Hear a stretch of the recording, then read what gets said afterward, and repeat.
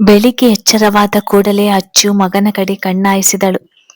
ಮಗನ ಹಣೆ ಮೇಲಿದ್ದ ಒದ್ದೆ ಬಟ್ಟೆ ಕಂಡು ರಾತ್ರಿ ಅವನಿಗೆ ಮತ್ತೆ ಜ್ವರ ಬಂದಿತು ಎನ್ನುವುದನ್ನು ಅಚ್ಚು ಅರ್ಥ ಮಾಡಿಕೊಂಡಳು. ಇನ್ನೂ ಗಾಢ ನಿದ್ರೆಯಲ್ಲಿದ್ದ ತನ್ನವನ ಮೊಗವನ್ನು ಅರೆ ನಿಮಿಷ ದಿಟ್ಟಿಸಿದವಳ ತುಟಿಗಳು ತಂತಾನೆ ಹರಳಿದವು. ತಾನು ರಾತ್ರಿ ಅಷ್ಟೆಲ್ಲ ಸಿಟ್ಟು ಮಾಡಿಕೊಂಡು ಜಗಳವಾಡಿದ್ರೂ ತನ್ಮೇಲೆ ಸಿಟ್ಟಾಗದೆ ತಾಳ್ಮೆಯಿಂದ ವರ್ತಿಸಿದ ರಾಮ್ ಗುಣಕ್ಕೆ ಅವಳ ಮನ ಮುದಗೊಂಡಿತು. ಇದ್ರ ಜೊತೆ ರಾತ್ರಿ ಮತ್ತೆ ಮಗುವಿಗೆ ಜ್ವರ ಬಂದಾಗ ತನಗೆ ಎಚ್ಚರವಾಗದಂತೆ ಮಗುವನ್ನು ಸುಧಾರಿಸಿದ್ದ ತನ್ನವನನ್ನು ಕಂಡು ಅವಳ ಮನಸ್ಸು ತುಂಬಿ ಬಂದಿತ್ತು. ತನ್ನ ಮಗನ ಜೊತೆ ತನ್ನನ್ನು ಸಹ ಎಷ್ಟು ಕಾಳಜಿ ಮಾಡುವನು ಎಂದು ಅರ್ಥ ಮಾಡಿಕೊಂಡ ಅಚ್ಚು ಅವನ ಹಣೆ ಮೇಲೆ ಹರಡಿದ್ದ ಚೊಂಪೆ ಕೂದಲನ್ನು ಮೆಲ್ಲಕ್ಕೆ ಹಿಂದೆ ಸರಿಸಿ ಅವನ ಕೆನ್ನೆಗೆ ಮೃದುವಾಗಿ ತುಟಿಯೋರಿದಳು. ಮಡದಿಯನ್ನು ತನ್ನ ಸನಿಹಕ್ಕೆ ಎಳೆದುಕೊಂಡು ಗಟ್ಟಿಯಾಗಿ ಅಪ್ಪಿದ ರಾಮ್ ಮಲಗಿ ಇನ್ನು ಸ್ವಲ್ಪ ಹೊತ್ತು ಎಂದಾಗ ಅಚ್ಚರಿಯಿಂದ ಕಣ್ಣರಳಿಸಿದ ಅಚ್ಚು, ಹಾಗಾದ್ರೆ ನಿಮ್ಗೆ ಎಚ್ಚರ ಆಗಿದೆಯೇ ಎಂದು ತಲೆ ಎತ್ತಿ ಅವನ ಮುಖ ನೋಡಿದಳು. ಮುದ್ದು, ನಾನಿನ್ನೂ ಮಲಗಿಯೇ ಇಲ್ಲ, ಎಲ್ಲಿ ಎಚ್ಚರ ಆಗಿದ್ದೀನಿ ಎಂದು ಕಣ್ಣು ಮುಚ್ಚಿಯೇ ಪ್ರಶ್ನೆ ಮಾಡಿದವನ ಕಡೆ ಹುಸಿ ಮುನಿಸಿನಿಂದ ನೋಡಿದ ಅಚ್ಚು, ಏನು ಕಿಂಡಲ್ ಮಾಡ್ತಿದ್ದೀರಾ ಎಂದಳು. ಬೆಳಿಗ್ಗೆ ಬೆಳಿಗ್ಗೆ ಸಿಟ್ಟು ಆಗೋದಕ್ಕೆ ರಾತ್ರಿಯಿಂದ ನಿಮ್ಮ ಮಗನನ್ನು ನಿದ್ರೆಗೆಟ್ಟು ನೋಡಿಕೊಂಡಿದ್ದೀನಿ. ನೀವು ನೋಡಿದ್ರೆ ಒಂದು ಚೂರು ಕರುಣೆ ಇಲ್ಲದವರಾಗೆ ಒಂದು ಸಪ್ಪೆ ಮುತ್ತು ಕೊಟ್ಟು ಇಲ್ಲಿಂದ ಜಾಗ ಖಾಲಿ ಮಾಡಿದ್ದೀರಾ ಎಂದು ತನ್ನವಳ ನೋಟಕ್ಕೆ ನೋಟ ಬೆಸೆದಾಗ ರೆಪ್ಪೆ ತಗ್ಗಿಸಿದ ಹುಡುಗಿಯ ಮುಖವೆಲ್ಲ ನಾಚಿಕೆಯಿಂದ ಕೆಂಪು ಕೆಂಪು. ರಾಮ್ ಬೆಳಿಗ್ಗೆ ಎದ್ದಕ್ಕೂ ಶುರು ಮಾಡಿಕೊಂಡ್ರ ನನ್ನನ್ನು ಗೋಳು ಹೊಯ್ದುಕೊಳ್ಳುವ ಕೆಲಸ ಎಂದು ಅಚ್ಚು ಹುಸಿಗೋಪದಲ್ಲಿ ನಟಿಸಿದಳು. ಇತ್ತೀಚೆಗೆ ತನ್ನ ಸನಿಹ ಬಂದಾಗ ತನ್ನವಳು ನಾಚುವ ಪರಿ ಕಂಡ್ರೆ ರಾಮ್ ಹೃದಯ ಪುಳಕಗೊಳ್ಳುವುದು. ಇನ್ನಷ್ಟು ಹೊತ್ತು ಅವಳನ್ನು ಹಾಗೆಯೇ ನೋಡುತ್ತಾ ಕಳೆದು ಹೋಗುವ ಬಯಕೆ ಅವನಲ್ಲಿ ಮೂಡುವುದು. ರಾಮ್ ರೆಪ್ಪೆ ಬಡಿಯದೆ ತನ್ನನ್ನೇ ದಿಟ್ಟಿಸುತ್ತಿರುವುದನ್ನು ಕಂಡು, ರಾಮ್ ನನ್ನ ಹೋಗುವುದಕ್ಕೆ ಬಿಡ್ತೀರಾ ಎಂದು ಸಣ್ಣ ದನಿಯಲ್ಲಿ ರಾಗ ಹಾಕಿದಳು. ಬಿಡುತ್ತೇನೆ, ಬಟ್ ನಾನು ಕೇಳಿದನ್ನು ಕೊಡ್ಬೇಕಾಗುತ್ತೆ, ಕೊಟ್ಟು ಹೋಗ್ತೀರಾ ಎಂದು ಉಬ್ಬೇರಿಸಿ ಕೇಳಿದ ಪರಿಗೆ ಅಚ್ಚು ಹೃದಯ ಬಡಿತ ಏರಿಳಿತವಾಯಿತು. ಇತ್ತೀಚೆಗಂತೂ ಅವಳು ಒಂಟಿಯಾಗಿ ಸಿಕ್ಕಾಗಲೆಲ್ಲ ಸಮಯದ ಪರಿವಿಲ್ಲದೆ ಅವಳನ್ನು ಕಾಡುವ ಕೆಲಸ ಶುರು ಹಚ್ಚಿಕೊಂಡಿದ್ದಾನೆ ಅವನು. ತನ್ನನ್ನು ಕಾಡುತ್ತಾ ತುಂಟನಗು ಬೀರುತ್ತಿದ್ದ ತುಟಿಯಂಚನ್ನು ಬೆರಳಿನಿಂದ ಸವರಿದ ತನ್ನವಳನ್ನು ಕಣ್ಣರಳಿಸಿ ನೋಡಿದ ರಾಮ್. ಮುದ್ದು, ಏನು ಮಾಡ್ತಿದ್ದೀರಾ ಎಂದು ಕುತೂಹಲದಿಂದ ಕೇಳಿದ. ಈ ನಗು ಯಾವತ್ತು ನಿಮ್ಮಿಂದ ಕಾಣೆಯಾಗದ ರೀತಿ ಹೇಗೆ ಜೋಪಾನ ಮಾಡಿಕೊಳ್ಬೇಕು ಅಂತ ಯೋಚನೆ ಮಾಡ್ತಿದ್ದೀನಿ ರಾಮ್. ನನಗೆ ನಿಮ್ಮ ಈ ನಗು ತುಂಬಾ ಇಷ್ಟ ಎಂದವಳ ಮಾತಿಗೆ ಮುಗುಳ್ನಕ್ಕ ರಾಮ್. ನೀವು ನನ್ನ ಜೊತೆ ಇದ್ರೆ ಈ ನಗು ಸಹ ಆಟೋಮ್ಯಾಟಿಕ್ ಆಗಿ ನನ್ನ ಹತ್ತಿರವೇ ಇರುತ್ತದೆ ಎಂದವನು ಅವಳ ತುಟಿಗಳ ಬಳಿ ಬಾಗಿದನು. ಅರೆ ಮುಚ್ಚಿದ ಕಣ್ಣುಗಳ ಮೂಲಕ ಅವನ ಬಯಕೆಗೆ ಒಪ್ಪಿಗೆ ಕೊಟ್ಟವಳು ಅದರಗಳಿಗೆ ತನ್ನ ಅದರಗಳನ್ನು ಬೆರೆಸುವ ಹೊತ್ತಿಗೆ ಯಾರೋ ಡೋರ್ ನಾಕ್ ಮಾಡಿದರು. ಅಚ್ಚು ತಡಬಡಿಸಿ ತನ್ನವನಿಂದ ದೂರ ಸರಿದಳು. ರಾಮ್ ಕೈಗೆ ಬಂದ ತುತ್ತು ಬಾಯಿಗೆ ಬಾರದೆ ಹೋಗಿದ್ದನ್ನು ಕಂಡು ಪೇಚಾಡಿಕೊಂಡ. ಮತ್ತೆ ಡೋರ್ ನಾಕ್ ಆಗಿದ್ದನ್ನು ಕಂಡು ಬಂದೆ ಎಂದು ಸಿಡುಕಿನಿಂದ ಹೇಳಿ ತನ್ನನ್ನು ಅಣಕಿಸುವಂತೆ ನಗುತ್ತಿದ್ದ ತನ್ನವಳನ್ನು ಕಂಡು, ಈಗ ಮಿಸ್ ಆಗಿದನ್ನು ನಾನು ಮತ್ತೆ ಪಡೆದುಕೊಳ್ತೇನೆ, ಜಾಸ್ತಿ ಖುಷಿ ಪಡ್ಬೇಡಿ ಎಂದು ಹುಸಿ ಎಚ್ಚರಿಕೆ ಕೊಡುತ್ತಾ ಹೋಗಿ ಡೋರ್ ಓಪನ್ ಮಾಡಿದಾಗ ಅಲ್ಲಿ ವರ್ಷ ನಿಂತಿದ್ದಳು. ಮುತ್ತಿನಿಂದ ಶುರುವಾಗುತ್ತಿದ್ದ ತನ್ನ ಗುಡ್ ಮಾರ್ನಿಂಗ್ ಅನ್ನು ಬ್ಯಾಡ್ ಮಾರ್ನಿಂಗ್ ಮಾಡಿದ ಹುಡುಗಿಯ ಕಡೆ ಕಿರಿಕಿರಿಯಿಂದ ನೋಡಿದ ರಾಮ್. ಯಾಕೆ ನಿದ್ರೆ ಬರ್ಲಿಲ್ವಾ ವರ್ಷ? ಆಗ್ಲೇ ಎದ್ದು ಎಲ್ಲರಿಗೂ ಡಿಸ್ಟರ್ಬ್ ಮಾಡ್ತಿದ್ಯಾ ಎಂದ ಅಸಮಾಧಾನದಿಂದ ಕೇಳಿದ. ಓ, ಜೋರು ನಿದ್ರೆಯಲ್ಲಿದ್ದೀರಿ ಸಾಹೇಬ್ರು ಅನ್ಸುತ್ತೆ. ಮಗುವಿಗೆ ಜ್ವರ ವಾಸಿ ಆಗಿದೆಯೇ ಅಂತ ನೋಡಿಕೊಂಡು ಹೋಗೋಣ ಅಂತ ಬಂದೆ ಎಂದು ವರ್ಷ ರಾಮ್ ರೂಮಿನೊಳಗೆ ಬಂದಾಗ ಅಚ್ಚು ಫ್ರೆಶ್ ಆಗಲು ಹೋಗಿದ್ದಳು. ಮಲಗಿದ್ದ ಮಗುವಿನ ಮೈ ಮುಟ್ಟಿದ ವರ್ಷ, ವಾಸಿಯಾಗಿದೆ, ಈಗ ಸಮಾಧಾನವಾಯ್ತು ನೋಡು. ರಾತ್ರಿ ಅತ್ತೆ ಮಾವ ನೀನು ಇವನ ಸಲುವಾಗಿ ಟೆನ್ಷನ್ ಆಗಿರೋದು ನೋಡಿ ನನ್ಗೆ ಸಖತ್ ಚಿಂತೆಯಾಗಿತ್ತು ಎಂದವಳು. ಒಮ್ಮೆ ರಾಮ್ ರೂಮ್ ಅನ್ನು ಸೂಕ್ಷ್ಮವಾಗಿ ಗಮನಿಸಿದವಳು. ರಾಮ್ ಮತ್ತು ಅಚ್ಚು ಮದುವೆ ಫೋಟೋ 2-3 ಕಡೆ ಇದ್ದುದನ್ನು ನೋಡಿ ಮನಸ್ಸು ಕಹಿಯಾದರೂ ಅವನ ಮುಂದೆ ತೋರಿಸಿಕೊಳ್ಳದೆ, ರಾಮ್ ಅಚ್ಚರಿಯಲ್ಲಿ ಎಂದಳು. ಅವಳ ಕಡೆ ಗುರಾಯಿಸಿದ ರಾಮ್, ಅಚ್ಚು ನಿನಕ್ಕಿಂತ ವಯಸ್ಸಿನಲ್ಲಿ ದೊಡ್ಡವರೆನ್ನುವುದು ನೆನಪಿರ್ಲಿ, ಅಂಡ್ ಅವರು ನಿನ್ನ ಭಾವನ ಹೆಂಡತಿ ಎಂದು ಎಚ್ಚರಿಸಿದ. ವರ್ಷ ತನ್ನವಳನ್ನು ಏಕವಚನದಲ್ಲಿ ಮಾತನಾಡಿಸಿದ್ದು ರಾಮ್ಗೆ ಹಿಡಿಸಲಿಲ್ಲ. ರಾಮ್ ಮುಖ ಅಸಮಾಧಾನದಿಂದ ಕಪ್ಪಿಟ್ಟಿದ್ದನ್ನು ಕಂಡು ಹೌಡು ಕಚ್ಚಿದ ವರ್ಷ. ಸಾರಿ, ಅಚ್ಚರಿ ಸಿಸ್ಟರ್ ಇಲ್ಲಿ ಎಂದು ಮುಖದಲ್ಲಿ ನಕ್ಕಲಿ ನಗು ತಂದುಕೊಂಡು ಕೇಳಿದಾಗ, ಫ್ರೆಶ್ ಅಪ್ ಆಗ್ತಿದ್ದಾರೆ ಎಂದವನ ದನಿ ಈಗಲೂ ಬಿಗಿಯಾಗೇ ಇತ್ತು. ಮತ್ತೆ ವರ್ಷಗೆ ರಾಮ್ ಜೊತೆ ಮಾತಾಡಲು ಮನಸ್ಸಾಗ್ಲಿಲ್ಲ. ಓಕೆ, ಐ ವಿಲ್ ಲೀವ್ ಎಂದು ಅಲ್ಲಿಂದ ಹೊರಬಂದ ವರ್ಷಗೆ ರಾಮ್ ಮೇಲೆ ಬಂದ ಸಿಟ್ಟು ಅಷ್ಟಿಷ್ಟಲ್ಲ. ಒಡನೆ ತನ್ನ ರೂಮಿಗೆ ಬಂದು ತನ್ನ ಅಣ್ಣನಿಗೆ ಕಾಲ್ ಮಾಡಿ 10 ನಿಮಿಷ ಅವನ ಜೊತೆ ಮಾತನಾಡಿದ ಮೇಲೆ ಆಕೆಗೆ ಸಮಾಧಾನವಾಯಿತು. ಬೆಳಿಗ್ಗೆ ಮನೆಯವರ ಜೊತೆ ಕುಳಿತು ತಿಂಡಿ ಮುಗಿಸಿದ ರಾಮ್ ಮಡದಿಯ ಜೊತೆ ಮಗನನ್ನು ಕರೆದುಕೊಂಡು ಹಾಸ್ಪಿಟಲ್ಗೆ ಹೋಗಿ ಬಂದಿದ್ದ. ನಿನ್ನೆ ಮಾಡಿದ ತಪ್ಪು ಮತ್ತೆ ಅವನ ಕಡೆಯಿಂದ ಆಗದಂತೆ ಎಚ್ಚರ ವಹಿಸಿದ್ದ. ಅಂದು ಸಂಜೆ ವರುಣ್ ತನ್ನ ಅಪ್ಪ ಅಮ್ಮನಿಗೆ ಹೇಳಿದಂತೆ ತನ್ನ ಮಾವನ ಮನೆಗೆ ಬಂದಿದ್ದ. ರಾಮ್ ಮತ್ತು ಅಚ್ಚು ಸಂಜೆ ಸಹ ಮಗುವನ್ನು ಹಾಸ್ಪಿಟಲ್ಗೆ ಕರೆದುಕೊಂಡು ಹೋಗಬೇಕಾಗಿದ್ದುದರಿಂದ ಮನೆಯಲ್ಲಿ ಇರಲಿಲ್ಲ. ಬಾವಿ ಹಳಿಯನನ್ನು ಆರತಿಯವರು ಆದರದಿಂದ ಸ್ವಾಗತಿಸಿದರು. ವಿನಮ್ರತೆಯಿಂದ ಅತ್ತೆ ಮಾವನ ಕಾಲು ಮುಟ್ಟಿ ಆಶೀರ್ವಾದ ಪಡೆದುಕೊಂಡ ವರುಣ್ ತನ್ನಿಂದ ತುಸು ದೂರದಲ್ಲಿ ನಿಂತಿದ್ದ ಭುವನಾಗೆ ಮುಗುಲ್ನಗೆ ಬೀರಿದ. ತಾನು ಸಹ ಅವನಿಗೆ ಮುಗುಲ್ನಗೆ ಬೀರಿದ ಹುಡುಗಿಗೆ ಇಷ್ಟು ಬೇಗ ಇದೆಲ್ಲ ಬೇಕಾಗಿರ್ಲಿಲ್ಲ. ಬಟ್ ಅದನ್ನು ಬಾಯಿ ಬಿಟ್ಟು ಹೇಳುವ ಧೈರ್ಯ ಸಾಲದೆ ಸುಮ್ಮನಾಗಿದ್ದಳು. ತಮ್ಮ ಮಗ ಜ್ಯೂಸ್ ಕುಡಿಯೋವರೆಗೂ ಸುಮ್ಮನಿದ್ದ ನರೇಶ್ ಅವರು, ವರುಣ್ ನಾವು ಎಂಗೇಜ್ಮೆಂಟ್ ಡೇಟ್ ಫಿಕ್ಸ್ ಮಾಡೋದಾ ಎಂದು ಕೇಳಿದರು. ಅವರಿಗೆ ಭುವನನನ್ನು ತಮ್ಮ ಮನೆಯ ಸೊಸೆ ಮಾಡಿಕೊಳ್ಳುವ ಅವಸರ. ಅಫ್ಕೋರ್ಸ್ ಡ್ಯಾಡ್, ನೀವಿದರ ಬಗ್ಗೆ ಈಗಾಗ್ಲೇ ನನ್ ಜೊತೆ ಆಗಿದೆ ಅಲ್ವಾ ಎಂದವನು. ಭಾವ ಇಲ್ಲವ ಮನೆಯಲ್ಲಿ ಎಂದು ಕೇಳಿದ. ಇಲ್ಲ ವರುಣ್, ಮಗುವಿಗೆ ಫೀವರ್ ಆಗಿದೆ, ಅದಕ್ಕೆ ಅವನನ್ನು ಕರೆದುಕೊಂಡು ಹಾಸ್ಪಿಟಲ್ಗೆ ಹೋಗಿದ್ದಾರೆ ಅಚ್ಚು ಮತ್ತು ರಾಮ್ ಎಂದಾಗ, ಓ ಹೌದಾ ಎಂದು ಉದ್ಗಾರ ತೆಗೆದ.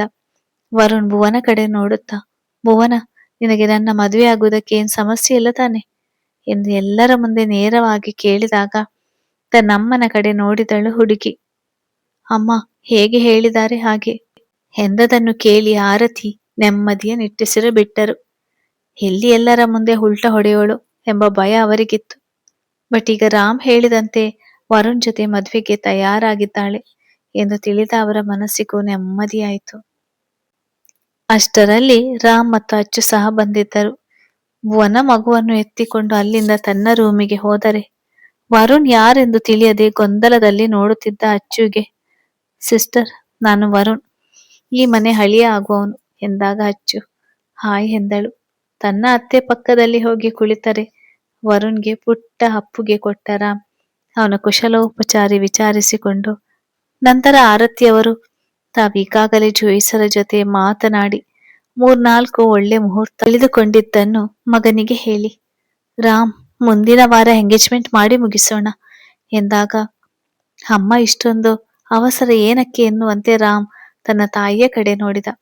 ತನ್ನ ತಂಗಿ ಯಾವುದೋ ಮಾಡಲಾರದ ತಪ್ಪು ಮಾಡಿದಂತೆ ಇಷ್ಟೊಂದು ಆತುರವಾಗಿ ಎಂಗೇಜ್ಮೆಂಟ್ ಮಾಡಿ ಮದುವೆ ಮಾಡಿಕೊಡಲು ಅವನಿಗೆ ಇಷ್ಟವಿರಲಿಲ್ಲ. ಅಳಿಯನ ನೋಟ ಅರಿತ ನರೇಶ್ ಅವರು, ರಾಮ್, ನಮಗೆ ತೀರಾ ಬೇಕಾದವರನ್ನು ಇನ್ವೈಟ್ ಮಾಡಿ ಎಂಗೇಜ್ಮೆಂಟ್ ಮಾಡಿಕೊಳ್ಳೋಣ. ಮದುವೆ ಬೇಕಾದ್ರೆ 2 ತಿಂಗಳು ಬಿಟ್ಟು ಗ್ರ್ಯಾಂಡ್ ಆಗಿ ಮಾಡಿದ್ರೆ ಆಯ್ತು ಎಂದರು. ಅವರ ಮಾತಿಗೆ ಎದುರು ಹೇಳಲಾಗದೆ, ನೀವು ದೊಡ್ಡವರು, ಹೇಗೆ ಹೇಳಿದ್ರೆ ಹಾಗೆ ಎಂದಿದ್ದ ರಾಮ್.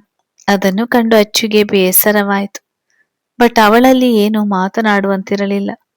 ಒಂದು ವೇಳೆ ತಾನು ಭುವನ ಬದುಕಿನ ಮೇಲೆ ಕಾಳಜಿಯಿಂದ ಏನಾದ್ರೂ ಕೇಳಿದ್ರು ಅದು ತನ್ನ ಅತ್ತೆಯ ನಿರ್ಧಾರಕ್ಕೆ ತಾನು ಮಾಡಿದ ಅವಮಾನ ಆಗುವುದೆಂದು ಸುಮ್ಮನಾದಳು.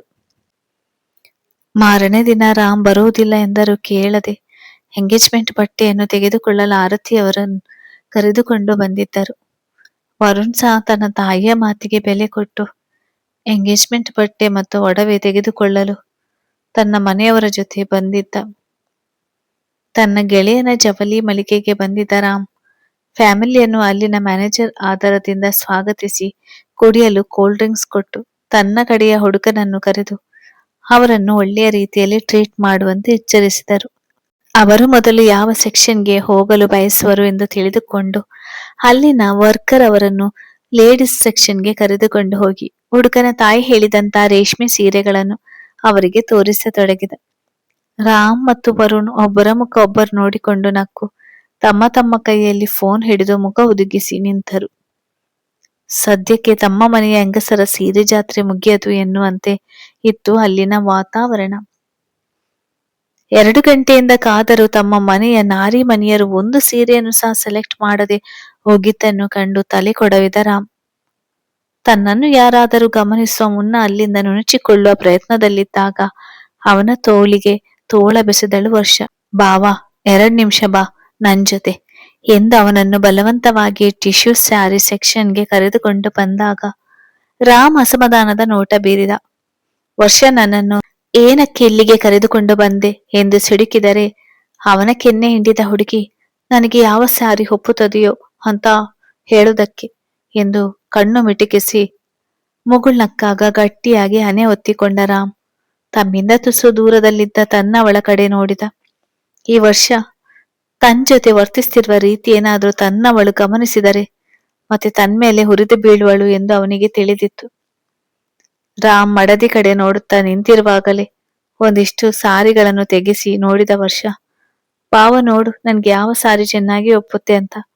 ನೀನು ಯಾವುದನ್ನು ಓಕೆ ಮಾಡ್ತೀಯೋ ಅದನ್ನೇ ನಾನು ವರನ ಎಂಗೇಜ್ಮೆಂಟ್ಗೆ ಹಾಕಿಕೊಳ್ಳುತ್ತೇನೆ ಎಂದವಳ ಮಾತಿಗೆ ಕಿರಿಕಿರಿಯಾದರೂ ಅದನ್ನು ತೋರಿಸಿಕೊಳ್ಳದೆ ಅವಳು ತೋರಿಸಿದ 3-4 ಸಾರಿಯಲ್ಲಿ ಅಸಡ್ಡೆಯಿಂದಲೇ 2 ಸಾರಿ ಓಕೆ ಮಾಡಿದ. ಅಲ್ಲಿಂದ ಜಾಗ ಖಾಲಿ ಮಾಡುತ್ತಿದ್ದವನ ಕಣ್ಣಿಗೆ ಮುತ್ತು ಹಾಗೂ ವೈಟ್ ಸ್ಟೋನ್ ನಿಂದ ಕಸೂತಿ ಮಾಡಿದ ಮಿಂಟ್ ಕಲರ್ನ ಟಿಶ್ಯೂ ಸಾರಿ ಬಿದ್ದಾಗ ಆ ಸೀರೆಯಲ್ಲಿ ತನ್ನವಳನ್ನೊಮ್ಮೆ ಕಲ್ಪನೆ ಮಾಡಿಕೊಂಡ ರಾಮ್ ತುಟಿಗಳು ನಸುನಗು ಬೀರಿದವು. ಒಡನೆ ಅದನ್ನು ಕೈಯಲ್ಲಿ ಹಿಡಿದು ತನ್ನವಳ ಮೊಗವನ್ನು ನೋಡಿದ ರಾಮ್ ಅಲ್ಲಿನ ಸ್ಟಾಫ್ಗೆ ಹೇಳಿ ಅದನ್ನು ಪ್ಯಾಕ್ ಮಾಡಿಸೋ ಹೊತ್ತಿಗೆ ತಾವಿದ್ದ ಜಾಗವನ್ನು ಸಹ ಲೆಕ್ಕಿಸದೆ ರಾಮ್ನನ್ನು ತಬ್ಬಿಕೊಂಡಳು ವರ್ಷ. Thank you so much Ram, ನಿನಗೆ ಸಾರಿ ಸೆಲೆಕ್ಟ್ ಮಾಡೋದ್ರಲ್ಲಿ ಇಷ್ಟೊಂದು ಎಕ್ಸ್ಪೀರಿಯನ್ಸ್ ಇದೆ ಅಂತ ನಂಗೆ ಈಗಲೇ ಗೊತ್ತಾಗಿತ್ತು. ನಾನು ಸೆಲೆಕ್ಟ್ ಮಾಡಿದ ಸಾರಿಗಿಂತ ನೀನು ನನಗೋಸ್ಕರ ಸೆಲೆಕ್ಟ್ ಮಾಡಿದ ಸಾರಿ ನನಗೆ ತುಂಬಾ ಇಷ್ಟವಾಯಿತು ಎಂದವಳು ಖುಷಿಯಿಂದ ಬಡಬಡಿಸಿದಳು. ಗಾಬರಿಯಿಂದ ತನ್ನವಳನ್ನು ನೋಡಿದ ರಾಮ್ ತನ್ನನ್ನು ತಬ್ಬಿ ನಿಂತಿದ್ದ ಹುಡುಗಿಯನ್ನು ತನ್ನಿಂದ ದೂರ ಸರಿಸಲು ಪ್ರಯತ್ನಿಸಿದ. ವರ್ಷಳ ಏಕಾಏಕಿ ನಡೆಗೆ ರಾಮ್ ಕಂಗಾಲಾಗಿ ಹೋದನು. ಅಚ್ಚು ಏನಾದರೂ ನೋಡಿದ್ರೆ ಅವನ ಬಗ್ಗೆ ತಪ್ಪು ತಿಳಿಯುವುದರಲ್ಲಿ ಅನುಮಾನ ಇರಲಿಲ್ಲ. ವರ್ಷ ಬಡಬಡಿಸಿದ್ದು ಏನಾದರೂ ಅವಳ ಕಿವಿಗೆ ಬಿದ್ದಿದ್ರೆ ಪಬ್ಲಿಕ್ ಪ್ಲೇಸ್ ಎಂದು ಸಹ ಲೆಕ್ಕಿಸದೆ ಈ ರೀತಿ ತನ್ನನ್ನು ತಬ್ಬಿದ ಹುಡುಗಿಯನ್ನು ಕಂಡು ರಾಮ್ ಅಸಹನೆಯಿಂದ ಕನಲಿದನು. ಜಿಗಣಿಯಂತೆ ಅಂಟಿಕೊಂಡಿದ್ದ ಹುಡುಗಿಯನ್ನು ಒರಟಾಗಿ ತನ್ನಿಂದ ದೂರ ಸರಿಸಿದ ರಾಮ್ ಅವಳನ್ನು ದುರುಗಟ್ಟಿ ನೋಡುತ್ತಾ, ಡೋಂಟ್ ಕ್ರಾಸ್ ಯುವರ್ ಲಿಮಿಟ್. ನಾನು ಮದುವೆ ಆಗಿರುವ ಗಂಡಸು ಅನ್ನೋದು ನೆನಪಿರಲಿ. ನಿನ್ನ ಹುಡುಗಾಟ ನಮ್ಮನ್ನು ನೋಡುತ್ತಿರುವವರ ಕಣ್ಣಿಗೆ ತಪ್ಪಾಗಿ ಕಾಣಿಸುತ್ತದೆ. So be serious. This mistake should not happen again ಎಂದು ಗಡುಸಾಗಿ ಎಚ್ಚರಿಸಿ ಅಲ್ಲಿಂದ ಹೊರಟು ಬಿಟ್ಟನು. ಈಗ ತಾನೇ ತನ್ನವಳ ಜೊತೆ ತನ್ನ ಸಂಬಂಧ ಸುಧಾರಿಸುತ್ತಿದ್ದ ರಾಮ್ಗೆ ವರ್ಷನಿಂದ ಮತ್ತೆ ಸಮಸ್ಯೆಯಾಗಿ ಅಚ್ಚು ಮನಸ್ಸಿಗೆ ಘಾಸಿಯಾಗುವುದು ಬೇಡವಾಗಿತ್ತು. ತನ್ನ ಒರಟು ನಡೆಯಿಂದ ವರ್ಷಗೆ ನೋವು ಬೇಸರ ಆಗುವುದು ಎಂದು ತಿಳಿದಿದ್ದರೂ ಬೇಕಾಗಿ ಅವಳ ಜೊತೆ ಕಟುವಾಗಿ ನಡೆದುಕೊಂಡಿದ್ದನು ರಾಮ್. ರಾಮ್ ಹೋದ ಕಡೆ ನೋಡುತ್ತಿದ್ದ ಹುಡುಗಿಯ ಕಣ್ಣುಗಳು ಕೆಂಪೇರಿ ನೀರು ಬಂತು. ತನ್ನ ಹೆಂಡತಿ ಸಲುವಾಗಿ ಇದು 2ನೇ ಬಾರಿ ಅವಮಾನ ಮಾಡಿದ್ದನು ರಾಮ್. ಮುಷ್ಟಿ ಬಿಗಿದವಳ ಕಣ್ಣಿನಲ್ಲಿ ಅಚ್ಚು ಮತ್ತು ರಾಮ್ನ ದೂರ ಮಾಡಿ ರಾಮ್ನನ್ನು ತನ್ನವನನ್ನಾಗಿ ಮಾಡಿಕೊಳ್ಳುವ ಹಠ ಇನ್ನಷ್ಟು ಹೆಚ್ಚಾಯಿತು. ರಾಮ್ ಹೋದ ಕಡೆ ನೋಡುತ್ತಾ ಹಲ್ಲು ಮಸೆಯುತ್ತಿದ್ದ ವರ್ಷಳ ಭುಜದ ಮೇಲೆ ಕೈಯಿಟ್ಟ ವರುಣ್, ಪುಟ್ಟ, ಅವನನ್ನು ಬಗ್ಗಿಸುವುದು ಸ್ವಲ್ಪ ಕಷ್ಟ ಅಂತ ಹೇಳಿಲ್ವ ನಾನು? ನೀನು ಆದರೂ ಯಾಕೆ ಇಷ್ಟೊಂದು ಅವಸರ ಮಾಡ್ತೀಯ? ಅವನ ಅಚ್ಚುಗೆ ಗೊತ್ತಿಲ್ಲದಾಗೆ 3 ವರ್ಷ ಪ್ರೀತಿ ಮಾಡಿ ಕಡೆಗೂ ಅವಳನ್ನೇ ಮದುವೆಯಾದ. ಅದು ಸಾತ್ವಿಕ್ ಜೊತೆ ಪ್ರೀತಿ, ಎಂಗೇಜ್ಮೆಂಟ್, ಮದುವೆ ಅಂತೆಲ್ಲ ಮುಂದುವರೆದಿದ್ದ ಹುಡುಗಿಯನ್ನು ಹುಚ್ಚು ಪ್ರೇಮಿಯಂತೆ ಪ್ರೀತಿ ಮಾಡ್ತಾನೆ. ಅಂಥವನಲ್ಲಿ ಅಷ್ಟು ಸುಲಭವಾಗಿ ಅವಳನ್ನು ಅವನಿಂದ ದೂರ ಮಾಡುವುದಕ್ಕೆ ಆಗೋದಿಲ್ಲ. ಭುವನ ಜೊತೆ ಈ ಎಂಗೇಜ್ಮೆಂಟ್ ಆಗೋವರೆಗೂ ಸ್ವಲ್ಪ ಸಮಾಧಾನದಿಂದ ಇರುವುದನ್ನು ಕಲಿಬೇಕು ನೀನು. ಇಲ್ಲದಿದ್ದರೆ ನಮ್ಮಿಬ್ಬರ ಪ್ಲ್ಯಾನ್ ಹಾಳಾಗ್ತದೆ ಎಂದವನ ನೋಟ ಒಮ್ಮೆ ಸೀರೆ ಸೆಲೆಕ್ಷನ್ನಲ್ಲಿ ಬ್ಯುಸಿ ಇದ್ದ ಅಚ್ಚು ಮತ್ತು ಭುವನ ಇಬ್ಬರನ್ನು ಸವರಿ ಬಂದಿತ್ತು. ಅವನ ಮುಖದಲ್ಲಿ ಒಂದು ತರಹದ ನಗು ಸುಳಿದು ಹೋಯಿತು. ಭುವನ ಪ್ರೀತಿ ವಿಷಯದಲ್ಲಿ ಎಡವಿದ್ದರಿಂದ ಈ ಅಣ್ಣ ತಂಗಿ ಆ 3 ಜನರ ಬದುಕನ್ನು ತಮಗೆ ಬೇಕಾದ ರೀತಿಯಲ್ಲಿ ದಿಕ್ಕು ತಪ್ಪಿಸಲು ತಯಾರಾಗಿದ್ದಾರೆ. ತನ್ನಣ್ಣನ ಮಾತಿಗೆ ತುಸು ಸಮಾಧಾನಕ್ಕೆ ಬಂದ ವರ್ಷ, ನಿನ್ನ ಎಂಗೇಜ್ಮೆಂಟ್ ಆಗೋವರೆಗೂ ಆ ಅಚ್ಚುನ ರಾಮ್ ಜೊತೆ ಕಷ್ಟವಾದರೂ ಸಹಿಸಿಕೊಳ್ತೇನೆ, ಬಟ್ ಆಮೇಲೆ ನನ್ನಿಂದ ಆಗೋದಿಲ್ಲ ಎಂದು ಅಸಹನೆಯಿಂದ ನುಡಿದಳು. ತಂಗಿಯ ತಲೆ ಸವರಿ ಸಮಾಧಾನ ಮಾಡಿದ ವರುಣ್, ಭುವನ ನಾನು ಎಂಗೇಜ್ ಆಗಿದ್ದೀನಿ ಅಂತ ಪಬ್ಲಿಕ್ಗೆ ಗೊತ್ತಾದರೆ ಅಷ್ಟೇ ಸಾಕು. ಆಮೇಲೆ ನಮ್ಮ ಪ್ಲ್ಯಾನ್ ಎಕ್ಸಿಕ್ಯೂಟಿವ್ ಮಾಡೋಣ ಎಂದನು ತನ್ನ ಮುದ್ದಿನ ತಂಗಿಯನ್ನು ಕನ್ವಿನ್ಸ್ ಮಾಡುವಂತೆ. ದಟ್ಟ ಉಸಿರೊಂದನ್ನು ಹೊರದಬ್ಬಿದ ವರ್ಷ. ಥ್ಯಾಂಕ್ಸ್ ಕಣು ಎಂದಳು. ರಾಮ್ ಅಚ್ಚುನ ದೂರ ಮಾಡಿ ರಾಮ್ನ ತನ್ನವನನ್ನಾಗಿ ಮಾಡಿಕೊಳ್ಳಲು ಅವಳ ಅಣ್ಣದು ಸಿಂಹಪಾಲು ಎಂದು ಅವಳಿಗೆ ತಿಳಿದಿತ್ತು. ಇಟ್ಸ್ ಓಕೆ, ಬಟ್ ನೀನು ತುಂಬ ಬೇಗ ಟೆಂಪರ್ ರೈಸ್ ಆಗೋದು ಅವಾಯ್ಡ್ ಮಾಡು ಎಂದು ಎಚ್ಚರಿಸಿದ ವರುಣ್ ತನ್ನಮ್ಮನ ಕೂಗಿಗೆ ಅಲ್ಲಿಂದ ಸರಿದು ಅವರಿದ್ದಲ್ಲಿಗೆ ಬಂದನು. ವರುಣ್ ನೋಡು, ಈ ಸೀರೆ ಭುವನಗೆ ಚೆನ್ನಾಗಿ ಒಪ್ಪುತ್ತದೆ ಅಲ್ವಾ ಎಂದು ತಾವು ತುಂಬ ಹೊತ್ತಿನಿಂದ ತಮ್ಮ ಸಸ್ಯಗಾಗಿ ಹುಡುಕಿ ಸೆಲೆಕ್ಟ್ ಮಾಡಿದ್ದ ಸೀರೆಯನ್ನು ತೋರಿಸಿದರು. ಹಣೆ ಮೇಲೆ ನೆರಿಗೆ ಬೀಳುವಂತೆ ಮುಖವಿಟ್ಟ ಮಗನ ಕಡೆ ಉಬ್ಬು ಕೊಂಕಿಸಿ ನೋಡಿದ ವಂದನಾ ಅವರು ಏನೋ ಆಯಿತು, ಯಾಕೆ ಈ ಕಲರ್ ನಿಮಗೆ ಇಷ್ಟವಾಗಲಿಲ್ವಾ ಎಂದು ಗೊಂದಲದಲ್ಲಿ ಕೇಳಿದರು. ನೋ ಎಂದು ಅಡ್ಡ ಅಡ್ಡ ತಲೆ ಆಡಿಸಿದ ವರುಣ್ ತನ್ನ ಮುಂದಿದ್ದ ಸೀರೆಗಳ ಕಡೆಯೊಮ್ಮೆ ಸೂಕ್ಷ್ಮವಾಗಿ ಕಣ್ಣಾಡಿಸಿದನು. Aqua green colour with dark blue border ಬಂದಿದ್ದ ರೇಷ್ಮೆ ಸೀರೆ. ಕೈಗೊತ್ತಿಕೊಂಡು ತನ್ನ ಅತ್ತೆಯ ಪಕ್ಕದಲ್ಲಿ ನಿಂತಿದ್ದ ಭುವನ ಬಳಿ ಬಂದವನು ಅವಳ ಭುಜದ ಮೇಲೆ ಹಾಕಿ ಪರ್ಫೆಕ್ಟ್ ಆಗಿದೆ ನಮ್ಮ ಹುಡುಗಿಗೆ ಎಂದಾಗ ಭುವನ ಮುಜಗರದಲ್ಲಿ ತಲೆ ತಗ್ಗಿಸಿದರೆ ವಂದನಾ ಅವರು ಖುಷಿಯಲ್ಲೇ ಕೂಗಿದರು. ಆರತಿಯವರ ಇಬ್ಬರು ಹೆಣ್ಣು ಮಕ್ಕಳಲ್ಲಿ ಒಬ್ಬಳನ್ನು ತಮ್ಮ ಮನೆ ಸೊಸೆ ಮಾಡಿಕೊಳ್ಬೇಕೆಂಬ ಹೆಬ್ಬಯಕೆ ಅವರಿಗಿತ್ತಾದರೂ ತೃಪ್ತಿ ಕಡೆಯಿಂದ ಅದು ನೆರವೇರದೆ ಹೋಗಿತ್ತು. ಈಗ ಭುವನ ಆದರೂ ತಮ್ಮ ಆಸೆಯನ್ನು ಪೂರ್ತಿ ಮಾಡ್ತಿದ್ದಾಳೆ ಎಂಬ ಸಂತಸ ಅವರಿಗೆ. ವರುಣ್ ಸೆಲೆಕ್ಟ್ ಮಾಡಿದ ಸೀರೆ ಭುವನಗೆ ತುಂಬ ಚೆನ್ನಾಗಿ ಒಪ್ಪುತ್ತಿತ್ತು.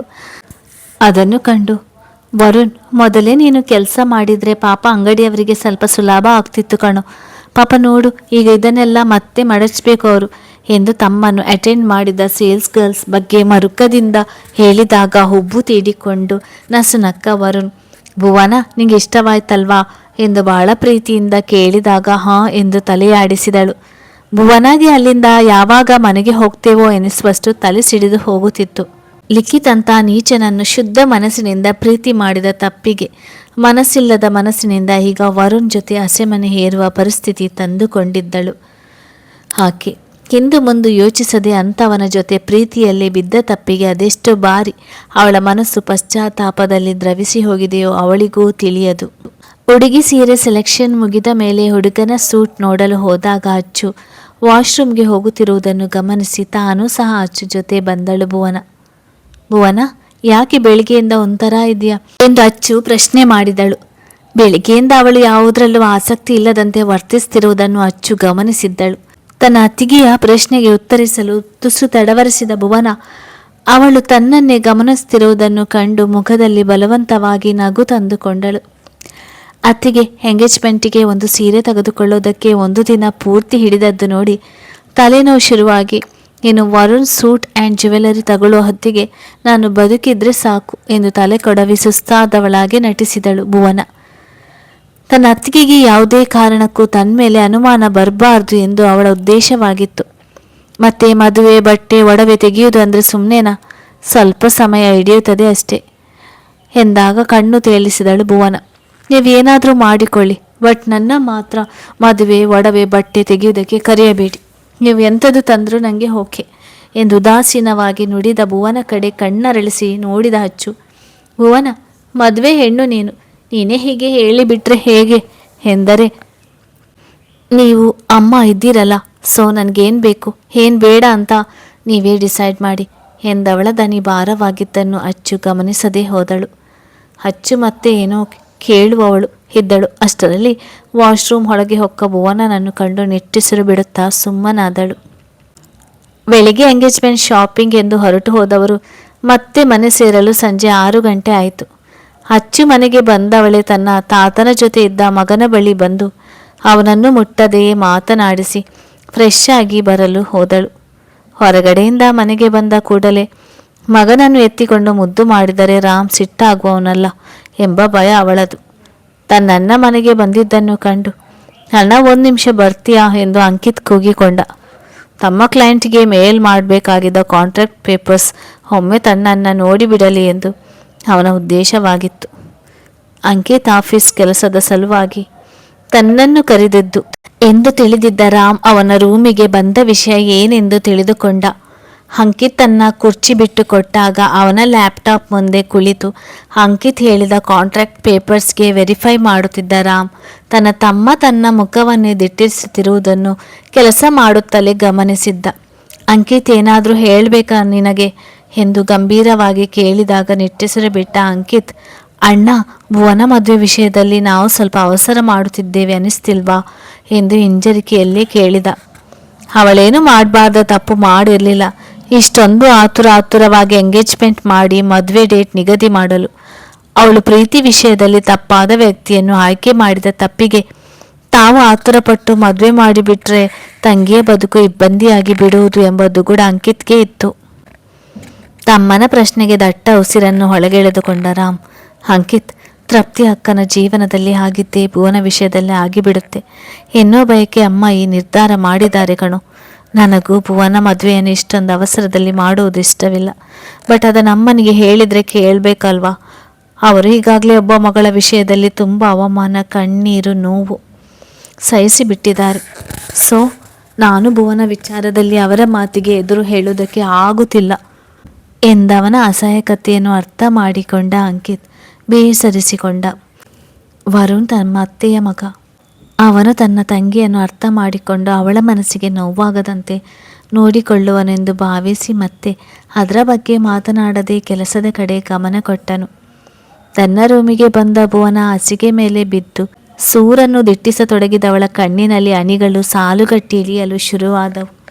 ತಾನು ಪ್ರೀತಿಯ ವಿಷಯದಲ್ಲಿ ತಪ್ಪು ವ್ಯಕ್ತಿಯನ್ನು ಆಯ್ಕೆ ಮಾಡಿದ್ದರಿಂದ ಇಷ್ಟೆಲ್ಲ ಹಿಂಸೆ, ಹತಾಶೆ, ನೋವನ್ನು ಸಹಿಸುವಂತಾಯಿತು ಎಂಬ ವೇದನೆಯಲ್ಲಿ ಬದುಕೇ ಬೇಡ ಎನ್ನುವಷ್ಟು ಅವಳ ಮನಸ್ಸು ಹಾಳಾಯಿತು.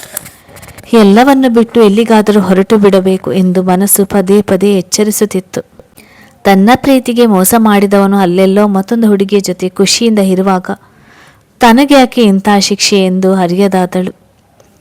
ಲಿಖಿತ್ ನಿಜ ಬಂಡವಾಳ ತಿಳಿದಾಗಿನಿಂದ ಅದೆಷ್ಟು ಕಣ್ಣೀರು ಮಿಡಿದರೂ ಮನಸ್ಸು ಹಗುರವಾಗುವ ದಯೆ ತೋರುತ್ತಿಲ್ಲ.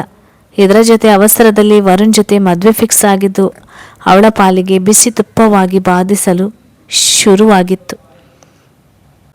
ತನ್ನದೇ ಯೋಚನೆಗಳಲ್ಲಿ ಕಳೆದು ಹೋಗಿದ್ದ ಭುವನ ಫೋನ್ ರಿಂಗ್ ಆಯಿತು. ಮನಸ್ಸಿನ ಜೊತೆ ತಲೆ ಸಹ ಕೆಟ್ಟಿದ್ದರಿಂದ 2-3 ಬಾರಿ ತನಗೆ ಬರುತ್ತಿದ್ದ ಕಾಲ್ ಇಗ್ನೋರ್ ಮಾಡಿದವಳಾದರೂ ಅವಳಿಗೆ ಕಾಲ್ ಮಾಡುತ್ತಿದ್ದವರು ಸುಮ್ಮನಾಗಲಿಲ್ಲ. ಮತ್ತೆ ಮತ್ತೆ ಕಾಲ್ ಮಾಡುವಾಗ ಅಸಮಾಧಾನದಿಂದಲೇ ಎದ್ದು ತನ್ನ ಸ್ಲಿಂಗ್ ಬ್ಯಾಗ್ನಿಂದ ಫೋನ್ ಕೈಗೆತ್ತಿಕೊಂಡ ಭುವನ ತನ್ನ ಫೋನ್ ಡಿಸ್ಪ್ಲೇನಲ್ಲಿ ಕಾಣುತ್ತಿರುವ ನಂಬರ್ ಕಂಡು ಕುದ್ದು ಹೋದಳು. ಅರೆ ನಿಮಿಷದಲ್ಲಿ ಅವಳ ಕಣ್ಣುಗಳು ಆವೇಶದಿಂದ ಕೆಂಪಾದವು. ಯಾವಾಗಲೂ ಶಾಂತವಾಗಿರುತ್ತಿದ್ದವಳ ಮೊಗ ರೋಷದಿಂದ ಬಿಗಿದು ಹನೆಯ ಮೇಲೆ ನೆರಿಗೆ ಮೂಡಿದವು. ಕೈಯಲ್ಲಿದ್ದ ಫೋನ್ ಕಿತ್ತೆಸೆಯುವಷ್ಟು ಸಿಟ್ಟು ಬಂದರೂ ಕಷ್ಟಪಟ್ಟು ತನ್ನ ಸಿಟ್ಟನ್ನು ಕಂಟ್ರೋಲ್ ಮಾಡಿಕೊಂಡ ಹುಡುಗಿ ಕಾಲ್ ಪಿಕ್ ಮಾಡಿ ಹಲೋ ಎಂದಳು. ದನಿಯಲ್ಲಿ ಸಹಜತೆ ತುಂಬಿತ್ತು. ಲಿಖಿತ್ ಮತ್ತೆ ಈಗ ಯಾವ ರೀತಿ ತನ್ನನ್ನು ಅವನ ಮೋಸದ ಮಾತುಗಳ ಮೋಡಿಯಲ್ಲಿ ಬೀಳಿಸುವನು ನೋಡಬೇಕಾಗಿತ್ತಲ್ಲ ಆಕೆ. ಅದಲ್ಲದೆ ಇಂದಿನ ಅವಳ ಇಂಥ ಅಸಹಾಯಕ ಪರಿಸ್ಥಿತಿಗೆ ಕಾರಣನಾಗಿ ಪ್ರತಿದಿನ, ಪ್ರತಿ ಗಂಟೆ, ಪ್ರತಿ ಗಳಿಗೆ ಅವಳು ಕಣ್ಣೀರು ಹಾಕುವಂತೆ ಮಾಡಿದ್ದಾನೆ. ಅವನನ್ನು ನಿಷ್ಕಲ್ಮಶ ಮನಸ್ಸಿನಿಂದ ಪ್ರೀತಿ ಮಾಡಿದ ತಪ್ಪಿಗೆ ರೋಧಿಸುತ್ತಾ ನರಳುವಂತೆ ಮಾಡಿದ್ದ. ಸೊ ಈಗ ಅವನ ಬೆವರಿಳಿಸಿ ಅವನ ಜನ್ಮ ಜಾಲಾಡದೆ ಹೋದರೆ ಆಕೆ ಭುವನನೇ ಅಲ್ಲ. ಕಥೆ ಮುಂದುವರಿಯುತ್ತದೆ. ಹಾಗೆ ಯಾರೆಲ್ಲ ನನ್ನ ಚಾನಲನ್ನು ಸಬ್ಸ್ಕ್ರೈಬ್ ಮಾಡಲಿಲ್ಲ ಅವರೆಲ್ಲ ದಯವಿಟ್ಟು ನನ್ನ ಚಾನಲನ್ನು ಸಬ್ಸ್ಕ್ರೈಬ್ ಮಾಡಿ, ಲೈಕ್ ಆ್ಯಂಡ್ ಶೇರ್ ಮಾಡಿ.